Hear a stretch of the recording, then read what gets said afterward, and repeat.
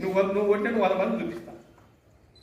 ఇసుకరావాలంటే ఇసుకరావని నేను చేస్తున్నా. కొంచెం చూడాలా ఎంత నిష్పక్షపాతంగా ఎంత ట్రాన్స్పరెంట్గా ఇసుక మీద మేము చర్య తీసుకుంటున్నావు.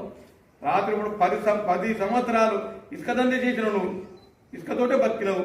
అన్ని అక్రమ వ్యాపారాలు చేస్తే నీకు కొట్టుడు తిట్టుడు తప్ప ఇంకోటి లేదు.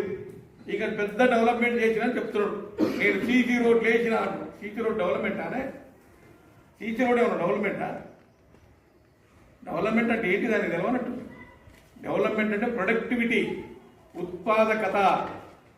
తెలుగులో చెప్పాలంటే ఉత్పాదకత వస్తేనే డెవలప్మెంట్. అది ఉత్పాదకత ఎక్కడి నుంచి వస్తుందా?